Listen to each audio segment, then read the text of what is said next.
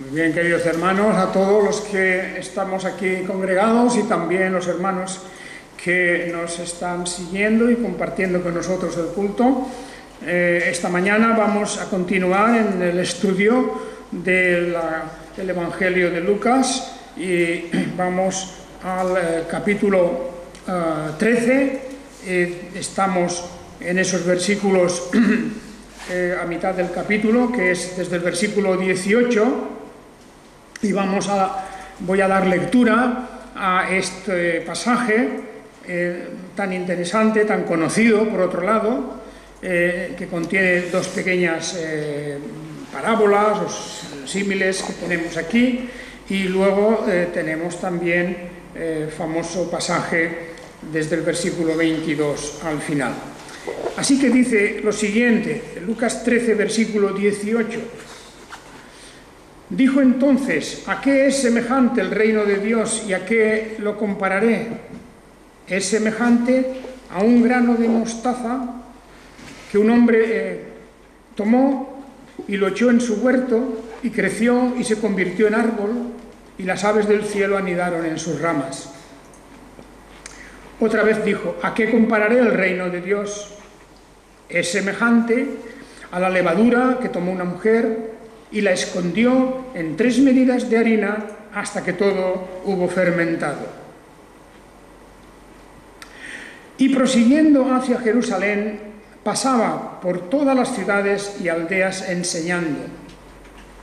Le dijo uno: Señor, ¿son pocos los que se salvan?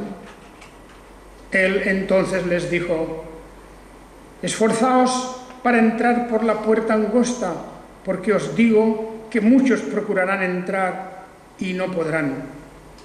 Después que el amo de casa se levante y cierre la puerta, aunque comencéis a golpear por fuera la puerta diciendo: Señor, ábrenos, os responderá diciendo: no sé de dónde sois.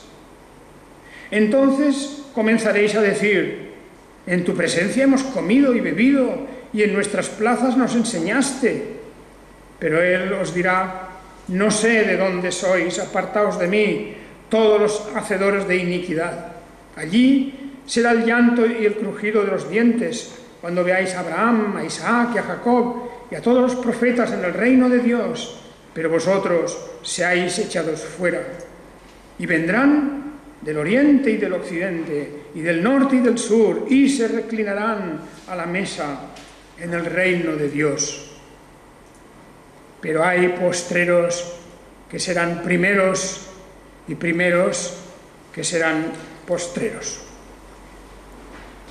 Bien, aquí tenemos pues, hermanos, nuestro pasaje de hoy y vamos a continuar pues en nuestro comentario de este capítulo 13 del Evangelio. Tenemos delante de nosotros, en primer lugar, en el versículo 18, estas dos comparaciones o símiles.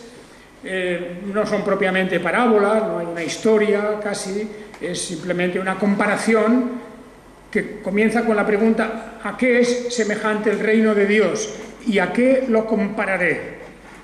De manera que eso es lo que el Señor quiere hacer, una sencilla, rápida, pero profunda comparación respecto al reino de Dios.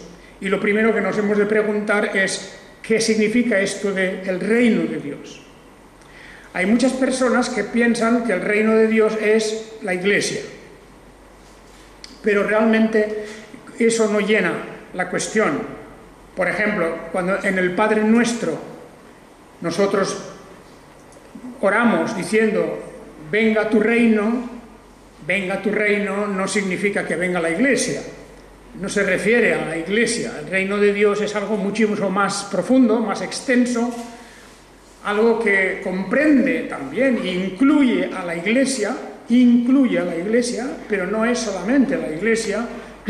Y cuando hablamos de la Iglesia, aquí en este caso, estamos hablando de la Iglesia real, no de la Iglesia visible, no del número de personas que dicen, proclaman o pretenden que son cristianas y están afiliadas a una iglesia visible. No es esto. El reino de Dios nunca se podría comparar a lo que es la iglesia visible. Pues la Iglesia visible, sabemos que está compuesta a lo largo de la historia de muy diferentes grupos, de muy diferentes denominaciones, de distintas tendencias.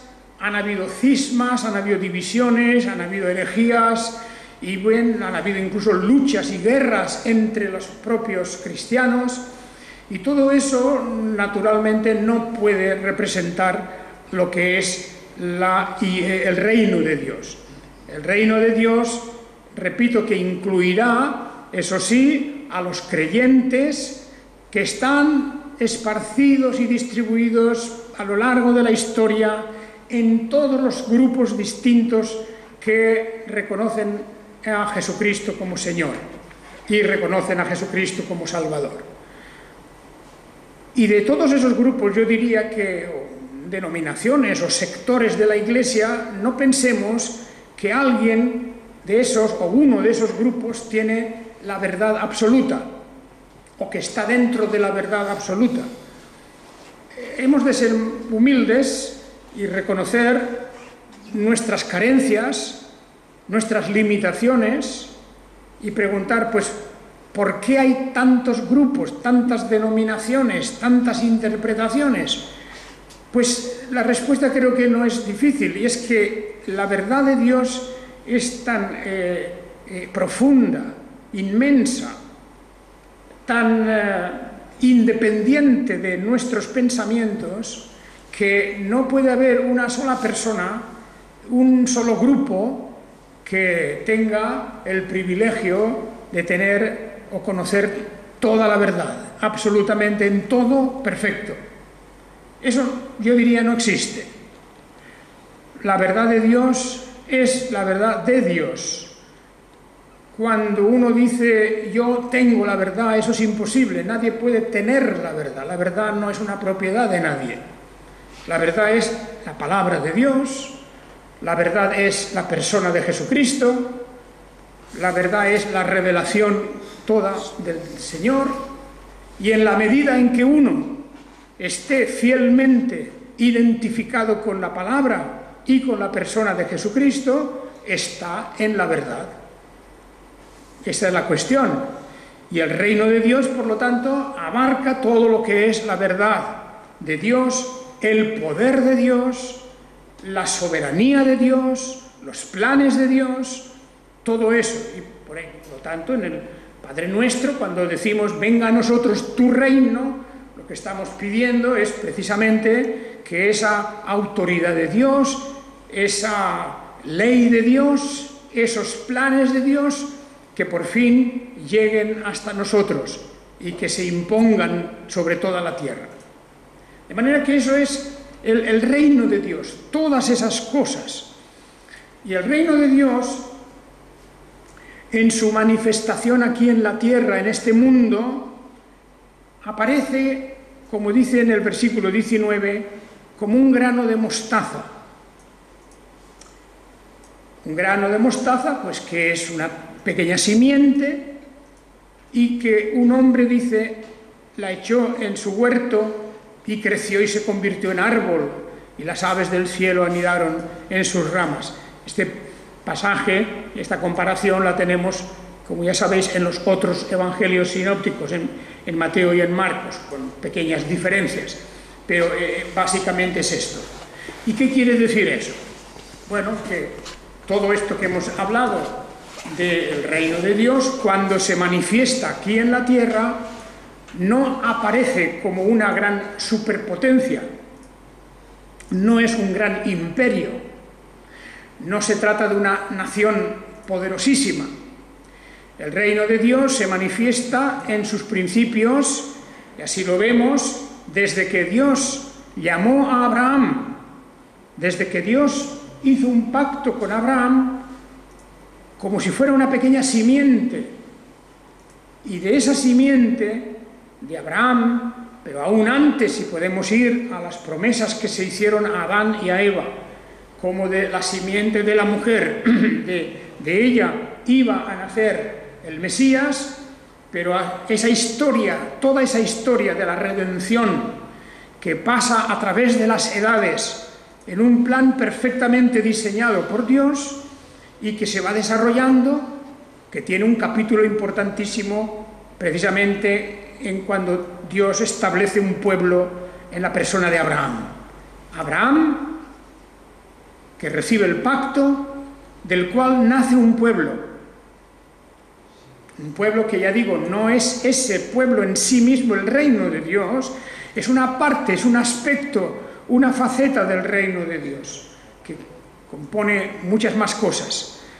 Pues bien, ese reino que comienza con algo pequeño, va echando poco a poco sus raíces, va creciendo y efectivamente se convierte en un árbol grande donde dice las aves del cielo anidan en sus ramas. Hay muchísimas interpretaciones de estos dos símiles que tenemos aquí, sobre todo el de la levadura. Hay muchas interpretaciones que están en realidad fuera de lugar, porque de lo que se trata aquí es de decirnos que la acción de Dios de presentar su gloria, su manifestar su poder, de establecer su reinado en toda la tierra, eso es una acción que comienza desde un punto pequeño, comienza en una cosa sencilla y humilde. Lo vemos en la figura de Abraham, pero también lo vemos en la propia figura del Señor Jesucristo, el cual naturalmente no aparece como uno de los grandes reyes de su tiempo, sino de la forma más sencilla y humilde que podamos imaginar.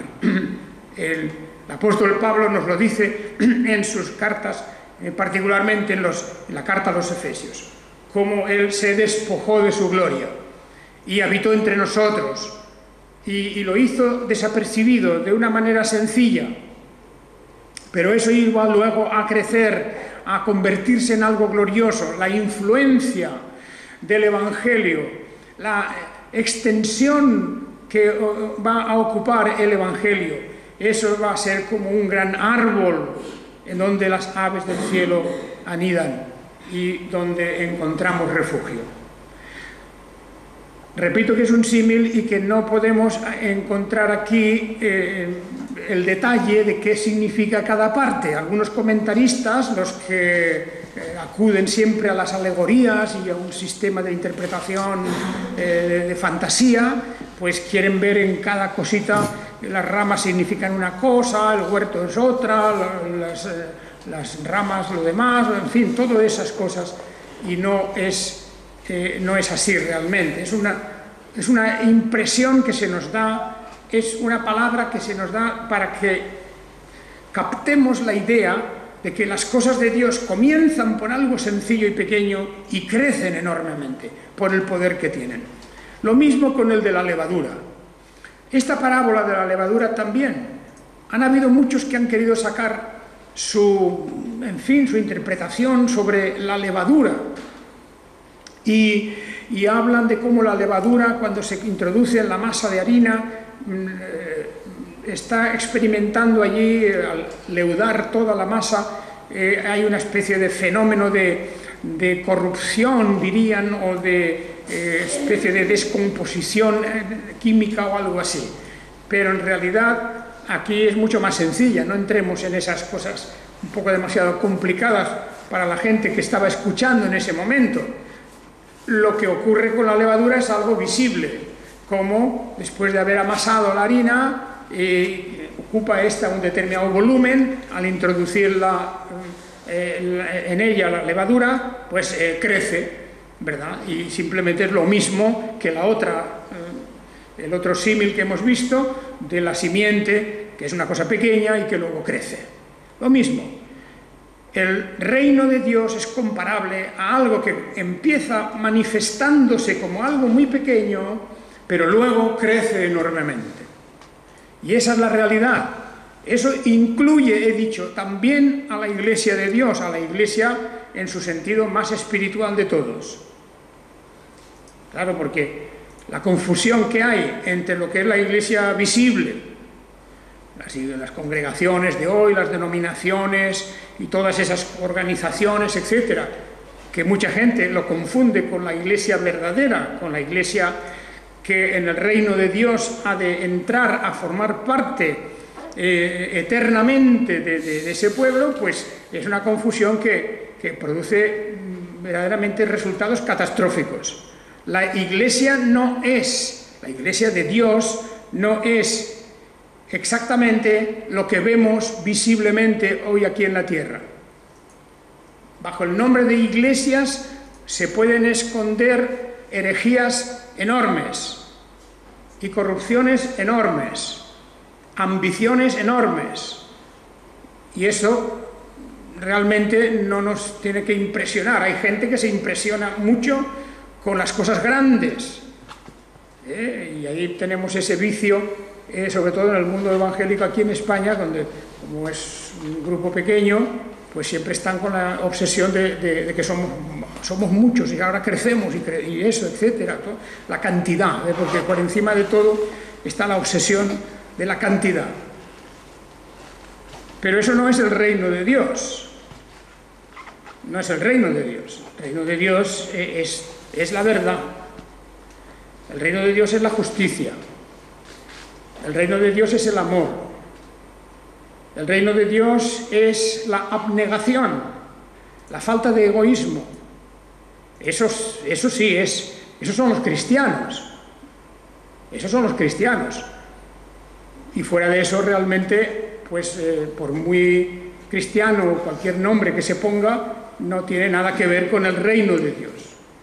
Y el reino de Dios verdadero, el de verdad, crece, claro que sí. Primero ha de crecer en uno mismo, porque también nosotros somos el campo donde la acción de Dios se desarrolla, y hay que ver y observar un crecimiento espiritual en los creyentes auténticos, un crecimiento espiritual, más fe, más amor, más abnegación, más entrega, más desprendimiento, más verdad, más verdad. Todo eso es lo que compone esta cuestión, y realmente el Señor está diciendo que en eso consiste el reino de Dios. Cuando Dios domina, cuando Dios establece su poder, su reinado, su control sobre nosotros, ahí es donde tenemos que pedir ese crecimiento en sabiduría, en amor y en justicia. Bien, continúa el Señor y con toda intención, desde el versículo 22, tenemos un relato de unas palabras que Jesús pronuncia cuando alguien, indudablemente un judío, uno de los judíos, o tal vez incluso uno de sus discípulos, alguien le preguntó, versículo 23, Señor, ¿son pocos los que se salvan? Esta cuestión es interesante. Una vez más estamos en el número, la cuestión del número, ¿verdad? ¿Qué obsesión hay? ¿Son pocos? ¿Son muchos? Nosotros somos pocos, nosotros somos muchos, vosotros sois pocos, vosotros sois muchos, etc. En fin, esa obsesión numérica.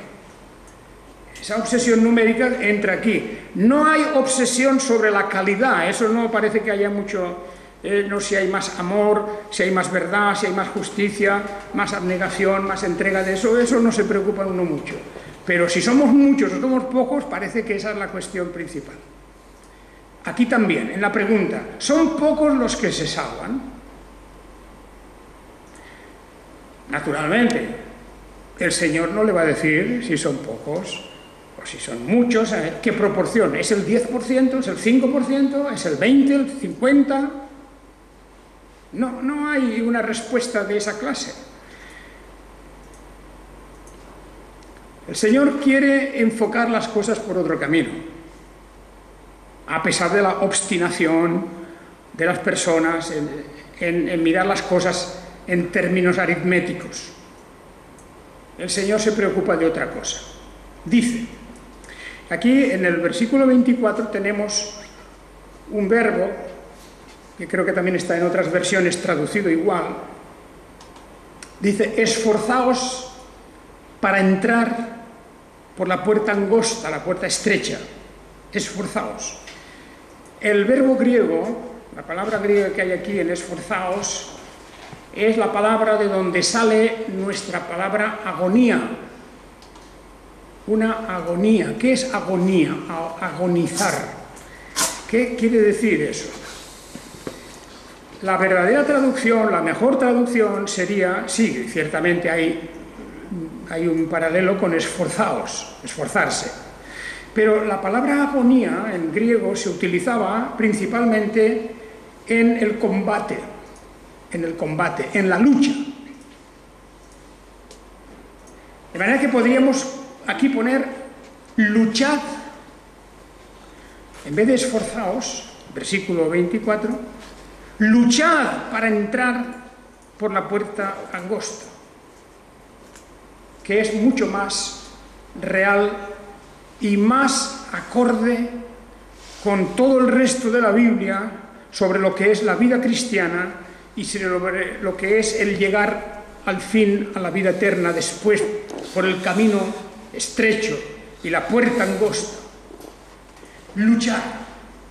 Cuando uno agoniza, por ejemplo, en el sentido de que está a punto de morir, la agonía de la muerte es una lucha. Es la lucha entre el seguir vivo o morir. Es una lucha. Y de ahí viene, ¿verdad?, nuestra palabra agonía. Y aquí pone esto. Agonicemos, o sea, luchemos para entrar por la puerta angosta. Porque al decir esforzaos, a lo mejor puede uno pensar, bueno, es que es una puerta tan estrecha que hay que ir metiéndose poco a poco y haciendo fuerza y entrando como se pueda. No es eso. No es esa clase de esforzarse, no es esa clase de meterse por una rendija. No, es una lucha. Es una batalla, es una auténtica guerra, y por eso San Pablo nos dirá que nos vistamos, dice, porque no tenemos lucha contra carne y sangre. No tenemos luchas de ese tipo, no tenemos que estar en lo que es la arena o en el campo de batalla de las cosas humanas. No estamos luchando, pues yo que sé, por la economía, por ejemplo, aunque vayan mal, aunque eso, pero la primera cuestión del cristiano no es ese tipo de lucha. No estamos metidos en esa lucha, directamente por lo menos, no estamos en esa lucha. Estamos en el campo de las cosas morales y espirituales. Por supuesto, de la libertad también y de la justicia, pero estamos luchando en todo lo que venga en contra del amor y de la justicia y de la verdad, de lo que mencionaba antes, que son los verdaderos rasgos de la espiritualidad cristiana. Luchamos para entrar por una puerta angosta, porque dice que muchos procurarán entrar y no podrán. No podrán realmente porque no lucharán, no de la forma que tienen que luchar. Y aquí el pueblo judío estaba en la mente del Señor Jesucristo, el pueblo de Israel de su tiempo. Pero no podemos limitarnos al pueblo de Israel, aunque indudablemente está mencionado, porque fijaos que en el versículo 28 dice la consecuencia de no luchar para entrar por la puerta angosta, es que luego el Señor rechazará: apartaos de mí todos los hacedores de iniquidad, y dice, allí será el llanto y el crujido de los dientes cuando veáis a Abraham, a Isaac y a Jacob y a todos los profetas en el reino de Dios, pero vosotros seáis echados fuera. Claro, esto a quien Jesús estaba hablando en aquel momento, a un grupo de judíos, a una multitud tal vez, enseñando por esos pueblos y aldeas de Israel, y los primeros que escucharon estas palabras eran judíos, y los primeros que pensaban que eran salvos, que estaban ya bien, que no tenían preocupación sobre la salvación, eran ellos mismos, los judíos. Porque hay una especie de vicio, un vicio de que uno cree que está garantizada su salvación por pertenecer a un grupo determinado, X, el que sea, a una nación, en este caso, una nación iglesia, nación pueblo de Dios. Ellos estaban convencidos, pues naturalmente, si los judíos somos los que son salvos, podríamos decir que son pocos los que se salvan. Seguramente el que le preguntó, ¿son pocos los que se salvan? Él esperaba tal vez una respuesta de acuerdo con lo que los judíos pensaban. Los judíos pensaban, pues sí, son pocos porque todos los gentiles son malditos y están condenados.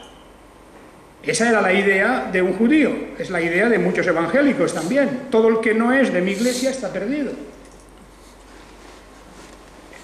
Porque se trata del grupo, se trata del nombre, de la denominación, de lo que sea, como si eso fuera la garantía.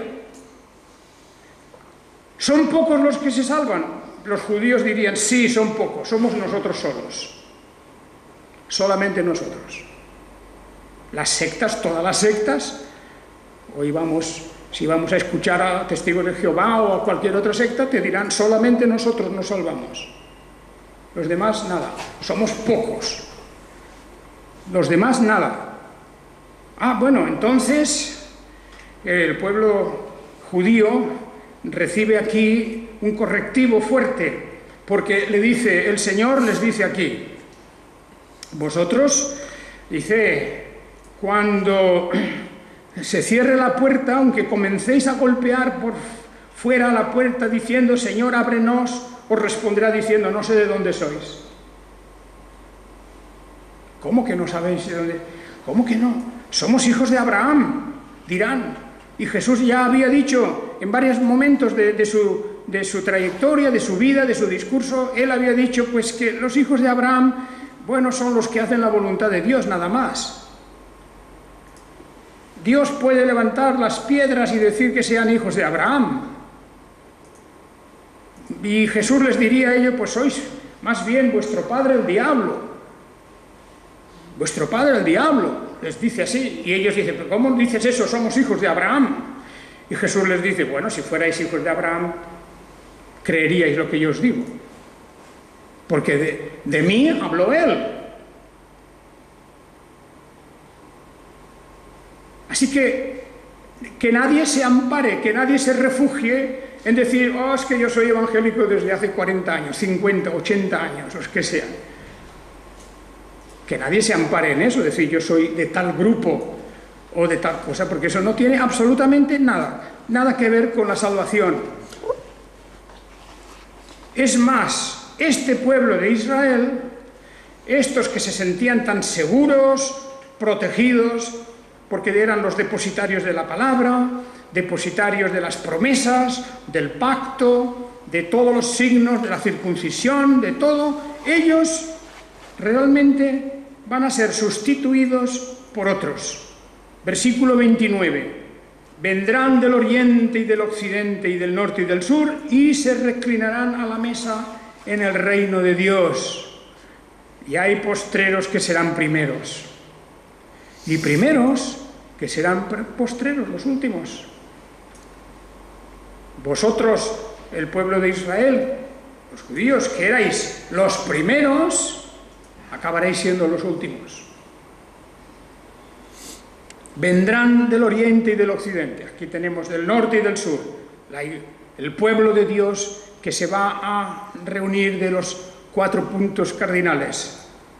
De toda tribu, de toda raza, de toda lengua, todos vendrán a formar parte de ese reino. No los pocos de Israel y no los pocos de un determinado grupo, de una determinada denominación o de un sector de la iglesia solo. Naturalmente que eso nos ha de hacer pensar mucho.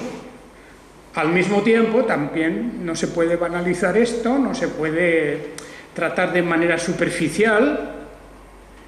No podemos tampoco dar el pasaporte, nosotros no tenemos que dar ningún pasaporte a nadie, o la entrada, el ticket de entrada al reino de Dios, eso no está en nuestras manos, no está en manos de la Iglesia de Dios. Eso es el Señor que juzga, que analiza, que sospesa los corazones. Y desde luego, lo último que va a tener en cuenta es a qué grupo o denominación o iglesia visible o congregación pertenecías, porque en el juicio de Dios eso no entra. Entra la verdad, el amor, la justicia, la abnegación, entra lo esencial del ser cristiano y sobre todo la fe en Jesucristo, en el Salvador, en el reconocimiento de Jesús como Señor, como Salvador único. Esta es la cuestión, y eso no de palabra, no simplemente de una especie de gesto exteriorizado para que otros lo vean, sino la realidad del arrepentimiento interno, de la humildad y del amor al prójimo. Esa es la cuestión, porque claro, esa es la esencia del Evangelio. Y esto comporta una lucha,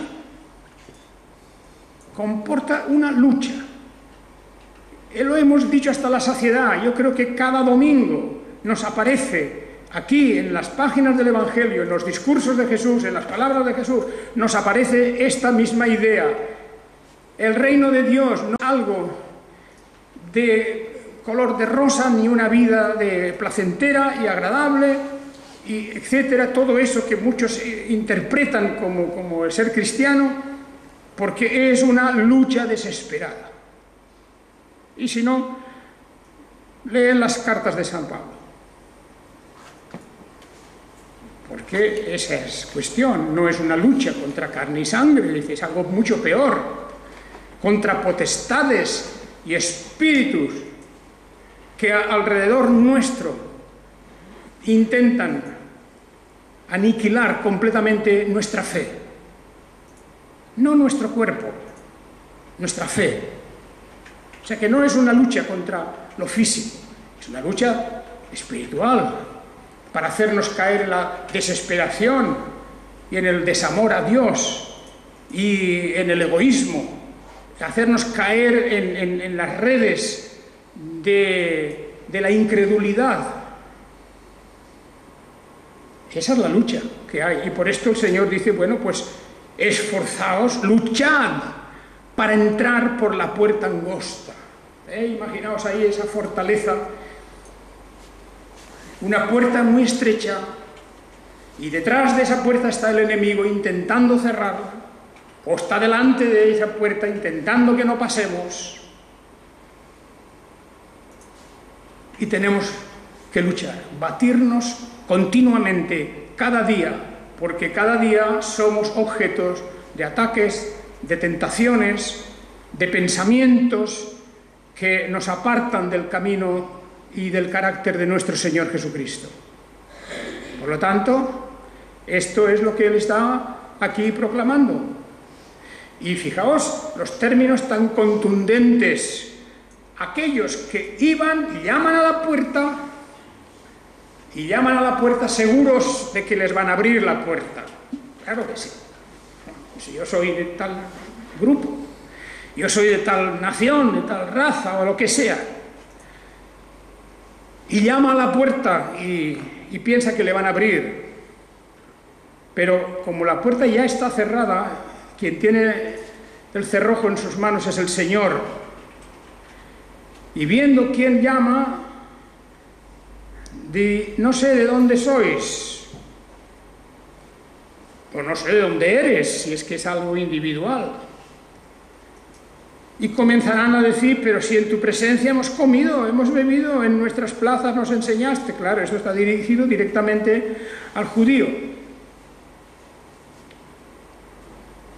Pero él, no sé de dónde sois, repite, no sé, apartaos de mí todos los hacedores de iniquidad. Todo aquel que obra el mal, el que falta al amor, el que falta a la verdad, el que falta a la justicia, el que falta a la caridad, a la abnegación, todos estos, dice, no os conozco, la puerta está cerrada. De manera que, para entrar en esa puerta, la enseñanza es de que no es una cuestión tan fácil de ir, llamar y adentro. No, no. Hay que luchar. La lucha no tiene, por cierto, eso no tiene nada que ver con el fenómeno de las obras. No tiene nada que ver con las obras. Las obras no cuentan aquí.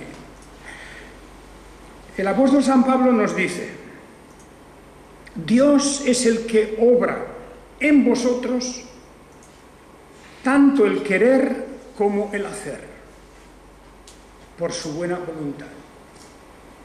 Repito, Dios es el que obra en vosotros tanto el querer como el hacer. De manera que si yo hago algo, porque claro, en esta lucha hay que estar con una actividad y con una atención y poniendo unas energías increíbles en esta lucha diaria contra el mal, contra la iniquidad. Y alguien podría pensar, pues claro, me lo tengo que ganar yo, ¿no? Es mi lucha. Y son mis fuerzas, es mi energía, es mi actividad. Y así viene a salir dentro esa idea que no está solo en la Iglesia Católica Romana, no, no, no. Está dentro del pueblo cristiano evangélico por todo el mundo. Las obras de uno. Las obras. Porque parece como si la gracia no fuera suficiente y las obras y la decisión mía y mi voluntad y mis acciones, etcétera, todo eso cuenta. Pero dice el apóstol que Dios es el que obra en nosotros el querer y el hacer. Por lo tanto, aquí lo que se está diciendo es que esa lucha, esa agonía para entrar por la puerta estrecha, por la puerta angosta, es una lucha en la que recibimos las armas y las energías de Dios mismo. Es la armadura de Dios. Poneos la armadura de Dios. Pues incluso para ponernos esa armadura, Dios nos dará las fuerzas.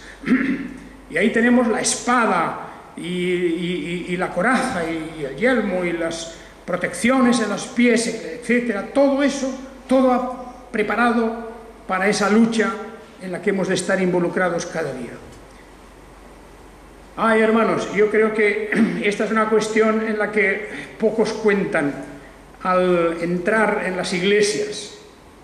En las iglesias se trata de dar indudablemente todo un ambiente placentero, con la música, con las cosas, las sonrisas, lo esto, lo otro. Por detrás hay otras cosas siempre, pero la apariencia ha de ser bonita, ¿verdad? Todo agradable, todo hermoso. Porque esta idea de luchar, de estar ahí metido sudando en una lucha, en una batalla, con sangre, con heridas, con empujones, con estas fuerzas del mal, eso no gusta. No gusta, simplemente es que no gusta. Y por eso pues hay que hacer una cosa hermosa, agradable, atractiva, en fin, muy fina, pero no tiene nada que ver con la realidad que estamos viviendo para entrar en el reino de Dios. El reino de Dios es otra cosa. Y creo yo que esto hay que decirlo, porque es que cada página que abrimos del Evangelio, si se lee bien y se lee de continuo, el Evangelio nos está dando este mensaje. Yo ya sé que hay gente en las iglesias que esto no le gusta y prefieren buscar las píldoras por aquí y por allá, los versículos sueltos, y mira qué bonito y qué romántico y qué fino y qué agradable y tal, y claro, entonces la Biblia no cuenta, porque lo que es esos pensamientos los mismos los podrían sacar de Gandhi o de cualquier otro. Hay pensadores que tienen unos pensamientos muy agradables, muy finos, muy bonitos, pero eso no es el mensaje de la Biblia. Hay que leerlo todo. Es un mensaje, y por esto la exposición de la palabra de Dios, el estudio de la palabra de esta manera, tal como originalmente está escrito, pues, y llega hasta nosotros, eso es fundamental, para no equivocarnos y no interpretar el cristianismo pues, como una cosa social, agradable y bonita, en fin, que me produce un gran placer y que así iremos andando. Porque el Evangelio nos dice, luchad para entrar por la puerta estrecha. No es ancha y no es fácil. Es angosta y solamente se entra luchando. Haga el Señor que lo comprendamos así, entendamos así también la vida cristiana. Que el Señor os bendiga. Amén.